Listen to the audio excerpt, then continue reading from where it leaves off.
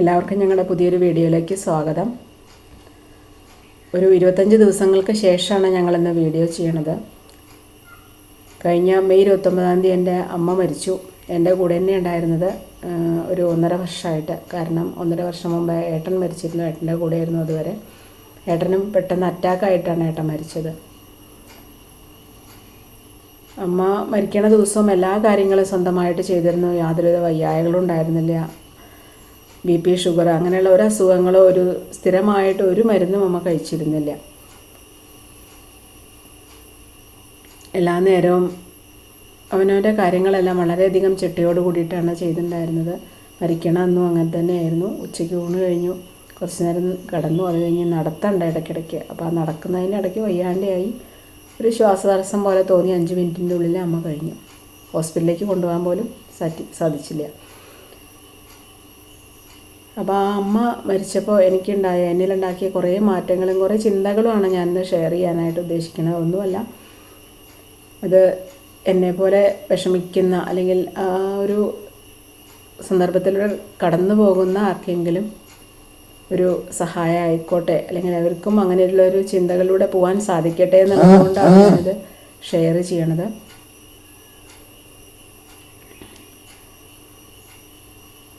എനിക്ക് എൻ്റെ വീട്ടിൽ അമ്മയും ഏട്ടനും മാത്രമേ ഉണ്ടായിരുന്നുള്ളൂ. രണ്ടുപേരും പോയി കഴിഞ്ഞപ്പോൾ ഏട്ടൻ്റെ മരണം തന്നെ എനിക്ക് വളരെയധികം താങ്ങാനാവാത്ത വിഷമമാണ് എനിക്ക് നൽകിയത്. കാരണം എന്നെ പഠിപ്പിച്ചതും എൻ്റെ വിവാഹം എല്ലാം ഏട്ടനായിരുന്നു നടത്തിയിരുന്നത്.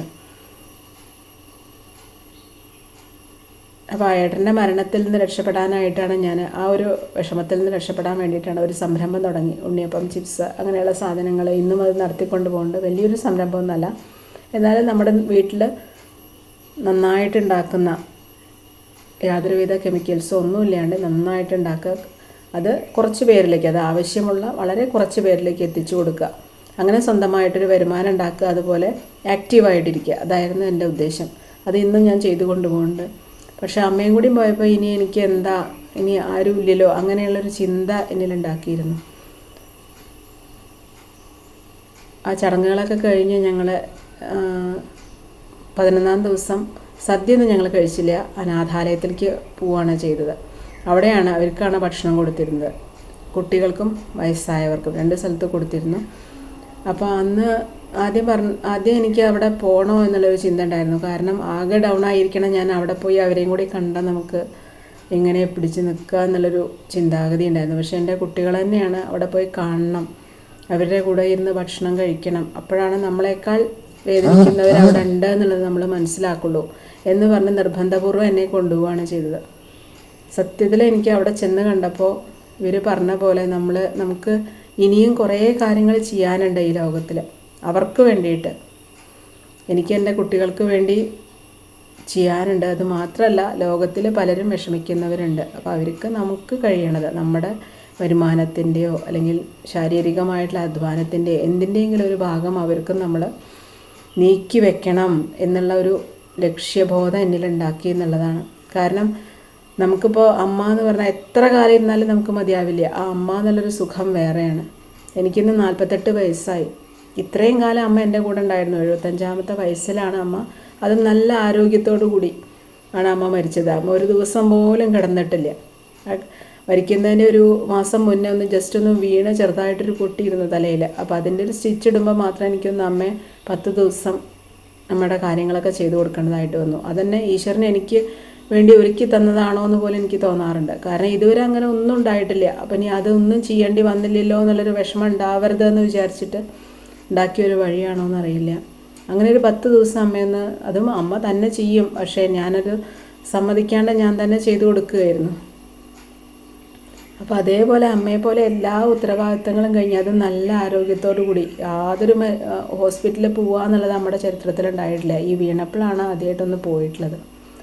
അപ്പോൾ അതേപോലെ ആരോഗ്യമുള്ള മനസ്സും ആരോഗ്യമുള്ള ശരീരം നമുക്ക് ഉണ്ടാക്കണം. അതേപോലെ മറ്റുള്ളവർക്ക് വേണ്ടി നമുക്ക് ഒരുപാട് കാര്യങ്ങൾ ചെയ്യാണ്ട്. അവിടെ കണ്ട ആ ചെറിയ കുട്ടികളെ കണ്ടപ്പോൾ അവർ അമ്മ എന്നുള്ള സുഖം ഇതുവരെ അറിയാത്ത കുട്ടികളാണ്. അപ്പോൾ അവരെ കണ്ടപ്പോൾ എൻ്റെ വിഷമം എനിക്ക് ഒന്നും അല്ലാണ്ടേ. ഇത്രയും കാലം എൻ്റെ കൂടെ അമ്മ ഉണ്ടായിരുന്നു. എൻ്റെ എല്ലാ കാര്യങ്ങളും കഴിഞ്ഞിട്ടാണ് അമ്മ പോയിട്ടുള്ളത്. എനിക്ക് വേണ്ടി അമ്മയുടെ ഉത്തരവാദിത്തങ്ങളെല്ലാം കഴിഞ്ഞു, എന്നിട്ടാണ് അമ്മ പോയത്. അപ്പോൾ അതുപോലെ നമുക്കും നമ്മുടെ കുടുംബത്തിനായാലും മറ്റ് വേദനിക്കുന്നവർക്കായാലും. അപ്പോൾ എനിക്കത് കുറേ മാറ്റങ്ങൾ എന്നിലുണ്ടാക്കി എന്നുള്ളതാണ്. നമ്മൾ സങ്കടപ്പെട്ടിരിക്കുകയല്ല വേണ്ടത്. അതിപ്പോൾ ഇത് കേൾക്കുന്നവരിൽ പലർക്കും പലതരത്തിലുള്ള സങ്കടമാവും. ദാരിദ്ര്യ ദുഃഖം ഉണ്ടായിരിക്കാം, മരണദുഃഖം ഉണ്ടായിരിക്കാം, ചിലർക്ക് ഹസ്ബൻഡായിരിക്കാം, ചിലർക്ക് ബ്രദേഴ്സ് ആയിരിക്കാം, അല്ലെങ്കിൽ അമ്മയായിരിക്കാം, അച്ഛനായിരിക്കാം, പല വിധത്തിലാവും. ചിലർക്ക് എത്ര ഇതായാലും അതിൽ നിന്ന് മുക്തി അല്ലെങ്കിൽ മോചനം കിട്ടാത്തവരുണ്ടാവും. അപ്പോൾ അവർക്കൊരു എന്തെങ്കിലും ഒരു ധൈര്യമായിക്കോട്ടെ എന്നുള്ള ആ ഒരു മനോഭാവത്തിലാണ് ഞാനിത് ഷെയർ ചെയ്യുന്നത്. ഒരു മെസ്സേജ് ആണോ എന്ന് ചോദിച്ചാൽ എനിക്കറിയില്ല. എന്തായാലും എന്നിലുണ്ടാക്കിയ കുറേ ചിന്തകളും മാറ്റങ്ങളുമാണ്. അപ്പോൾ ഇത്തരത്തിൽ നമ്മൾ എപ്പോഴും ആക്റ്റീവായിട്ടിരിക്കാൻ ശ്രമിക്കുക. എന്ത് വിഷമം വന്നാലും, ജോലി ഇല്ലാത്തവരാണെങ്കിൽ, ജോലിക്ക് പോകുന്നവരാണെങ്കിൽ വീട്ടിലെ കാര്യങ്ങളുണ്ടാവും, ജോലിക്ക് പോകേണ്ടി വരും. അപ്പോൾ നമുക്ക് അത്രയും നമ്മളെ ചിന്തകൾക്ക് അത്ര പ്രാധാന്യം കൊടുക്കില്ല. കാലം മായ്ക്കാത്ത മുറിവുകളില്ലല്ലോ. അല്ലാത്തവരാണെങ്കിൽ സ്വന്തമായിട്ട് എന്തെങ്കിലും ചെയ്യുക. ടൈലറിങ്ങോ അല്ലെങ്കിൽ പച്ചക്കറി കൃഷി. ഞാൻ പച്ചക്കറി കൃഷി നന്നായിട്ട് ചെയ്യാറുണ്ട്, ഇപ്പോഴും ചെയ്തുകൊണ്ടിരിക്കുന്നുണ്ട്. പൂച്ചെടികൾ ഉണ്ടാക്കുക, പച്ചക്കറികൾ കുത്തിയിടുക, അങ്ങനെയുള്ള കാര്യങ്ങൾ, നമുക്ക് വേണ്ട കാര്യങ്ങൾ നമ്മൾ ചെയ്യാം. അങ്ങനെ ആ ആക്ഷൻ വരുമ്പോഴാണ് നമ്മൾ മനസ്സിൽ നിന്ന് ആ ദുഃഖം ഇല്ലാണ്ടേ ആവുള്ളൂ. അല്ലെങ്കിൽ എപ്പോഴും എൻ്റെ ഒരു അനുഭവമാണ് കേട്ടോ. ആ 10 ദിവസം ഞാൻ അതിനെന്നെ മുറുകെ പിടിച്ചിരിക്കുകയായിരുന്നു. എനിക്ക് വേറെ ഒന്നും ചിന്തിക്കാനുള്ള ഒരു ഇതുണ്ടായിരുന്നില്ല. പക്ഷേ നമ്മളെക്കാൾ വേദനിക്കുന്നവർ ഈ ലോകത്തുണ്ട് എന്നുള്ളത് മനസ്സിലാക്കുമ്പോഴാണ് നമ്മുടെ വേദന ഉണ്ട്. അമ്മ എന്നുള്ള ഒരു വേദന നമുക്ക് ഇല്ലാതിരിക്കില്ല, അതെപ്പോഴും മനസ്സിൻ്റെ ഒരു ഭാഗത്തുണ്ട്. പക്ഷേ അതിനേക്കാളധികം മറ്റുള്ള പ്രാക്ടിക്കലായി ചിന്തിക്കുമ്പോൾ നമ്മൾ ആ വഴിക്ക് നീങ്ങും. അപ്പോൾ എന്ത് വിഷമം അനുഭവിക്കുന്നവരാണെങ്കിലും നമ്മൾ നല്ല രീതിയിൽ പോസിറ്റീവായിട്ടിരിക്കുക, പ്രാർത്ഥന ഒപ്പം കൊണ്ടുപോവുക, 2 നേരം നന്നായി ജപിക്കുക. നമുക്ക് പോസിറ്റീവായിട്ട് ഒരുപാട് കാര്യങ്ങൾ നമുക്ക് ചെയ്യാനുണ്ട്. അപ്പം എങ്ങനെയാണ് ഓരോരുത്തർക്കും അവരവരുടെ വിഷമങ്ങൾ അവരവർ അനുഭവിക്കുമ്പോഴാണ് മനസ്സിലാവുക. മരണദുഃഖമാണെങ്കിലും അസുഖങ്ങളാണെങ്കിലും മറ്റുള്ള ദുഃഖങ്ങളാണെങ്കിലും വേറൊരാൾക്ക് കാണുമ്പോൾ നമുക്കത് പറഞ്ഞ് പ്രചരിപ്പിച്ച് നടക്കുമ്പോൾ നമുക്കതൊരു സന്തോഷമാണ്. പക്ഷെ അങ്ങനെയല്ല വേണ്ടത്. അത് നമുക്ക് വരാം, അതാണ് നമ്മൾ ചിന്തിക്കേണ്ടത്. ഒരാൾക്കും ഒന്നും പ്രത്യേകതയില്ല, അല്ലെങ്കിൽ ഒരാൾക്ക് മാത്രമുള്ളതല്ല. അവിടെ പണക്കാരനോ പാവപ്പെട്ടവനോ അല്ലെങ്കിൽ യാതൊന്നുമില്ല. എല്ലാ ദുഃഖങ്ങളും എല്ലാവർക്കും വരാം. ഇന്നത്തെ പോലെ ആവില്ല നാളെ. അപ്പോൾ അതുകൊണ്ട് അതിനൊന്നും മെനക്കെടാതെ എപ്പോഴും ആക്റ്റീവായി നല്ല പോസിറ്റീവായിട്ട് ചിന്തിക്കുക, മറ്റുള്ളവരെ വേദനിപ്പിക്കാതിരിക്കുക. അവരെ സന്തോഷിപ്പിച്ചില്ലെങ്കിലും നമുക്ക് വേദനിപ്പിക്കാതിരിക്കാമല്ലോ. അപ്പോൾ അങ്ങനെ ആ രീതിയിൽ പെരുമാറുക. അതുപോലെ എന്തെങ്കിലും ഒരു സ്വന്തമായിട്ട് വരുമാനം കണ്ടെത്തുക, വരുമാനം ഇല്ലാത്തവരാണെങ്കിൽ. അതുപോലെ ശാരീരിക ആരോഗ്യം, നമ്മുടെ ഉത്തരവാദിത്തങ്ങൾ ചെയ്യണമെങ്കിൽ നമുക്ക് ആരോഗ്യം ഉണ്ടാവണ്ടേ. അപ്പോൾ അതിന് ഇന്നത്തെ കാലത്ത് യോഗ അങ്ങനെയൊക്കെ പല ഇതും നമുക്ക് ലഭ്യമാണ്. അപ്പോൾ അത് പറ്റാവുന്ന രീതിയിൽ നമ്മൾ ചെയ്യുക. ഭക്ഷണമൊക്കെ നല്ലോണം കൺട്രോൾ ചെയ്ത് അസുഖങ്ങളൊന്നും വരാതെ നല്ല വ്യക്തിയായിട്ട് പോസിറ്റീവായിട്ടിരിക്കുക. അപ്പോൾ ഇങ്ങനെ കുറേ ലക്ഷ്യങ്ങൾ നമ്മൾ ഉണ്ടാക്കുകയാണെന്നുണ്ടെങ്കിൽ ഇത്തരത്തിൽ ജീവിത ദുഃഖം അനുഭവിക്കുന്ന പലർക്കും അതിൽ നിന്ന് മോചനം നേടാൻ പറ്റും. അതാണ് എനിക്ക് ഈ ഒരു വീഡിയോയിൽ പറയാനുള്ളത്. നേരത്തെ പറഞ്ഞ പോലെ മെസ്സേജാണോ അതൊന്നും എനിക്കറിയില്ല. എല്ലാവർക്കും അറിവുള്ള കാര്യമാണ്, അതും എനിക്കറിയാം. പക്ഷേ കുറേ നമ്മൾ ചില കാര്യങ്ങളിൽ നമ്മൾ അത്ര ശ്രദ്ധിക്കണില്ലയോ. ഞാൻ തന്നെ ഈ അനാഥാലയത്തിൽ ഇന്നേ വരെ പോയിട്ടില്ല. ഇവിടെ വരുമ്പോൾ ആരെങ്കിലും സഹായം അന്വേഷിച്ച് വരുമ്പോൾ കൊടുക്കാറുണ്ട് എന്നല്ലാണ്ട്. പക്ഷെ അവിടെ പോയി കണ്ടപ്പോഴാണ് എത്ര കാര്യങ്ങൾ. അപ്പോൾ എൻ്റെ മക്കൾ തന്നെ എന്നോട് പറഞ്ഞു, നമുക്ക് പറ്റാവുന്ന എത്രയോ കാര്യങ്ങൾ നമുക്ക് ചെയ്യാനുണ്ട് ഈ ലോകത്തിൽ. നമ്മുടെ വിഷമങ്ങളെ മുറുകെ പിടിച്ചിരിക്കുകയല്ല വേണ്ടത്, അല്ലെങ്കിൽ ആവശ്യമില്ലാത്ത കാര്യങ്ങളിലേക്ക് ശ്രദ്ധ കൊടുക്കുകയല്ല വേണ്ടത്.